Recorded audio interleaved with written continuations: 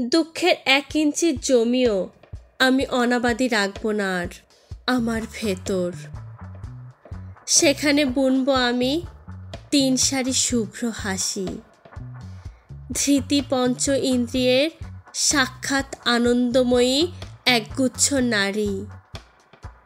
তারা কুয়াশার মতো ফের এক পলক তাকাবে এবং বলবে, তুমি না হোমার অন্ধ কবি ছিলে? তবে কেন হলে চক্ষুষ্মান এমন কৃষক আজ? বলি, কি সংবাদ হে মর্মাহত রাজা? এখানে আধার পাওয়া যায়? এখানে কি শিশু নারী কোলাহল আছে? রূপশালী ধানের ধারণা আছে?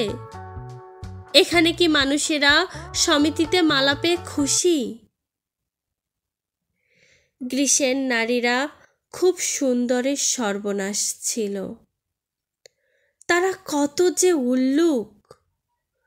উরুভুরু শরীর দেখিয়ে এক অস্থির কুমারী কত সুপুরুষ যোদ্ধাকে তো খেলো।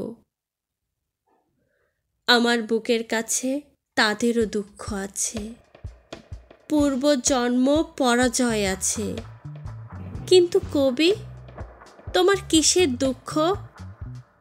কিসের এ হিরণময় কৃষকতা আছে? মাটির ভিতরে তুমি সুগোপন একটি স্বদেশ রেখে কেন কাঁদো? বৃক্ষ রেখে কেন কাঁদো? বীজ রেখে কেন কাঁদো? কেন তুমি কাঁদো? নাকি এক অদেখা শিকড়, যার শিকড়ত্ব নেই, তাকে দেখে তুমি ভীত আজ? ভীত আজ তোমার মানুষ, বৃক্ষ, শিশু, প্রেম, নারী আর নগরের নাগরিক ভূমা।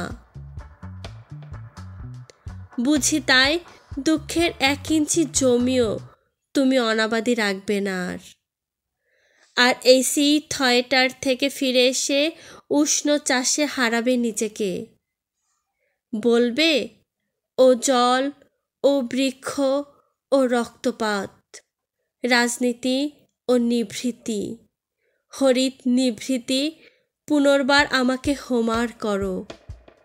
সুনীতিমূলক এক থরথর দুঃখের জমিন আমি চাষ করি, এদেশের অকর্ষিত অমা।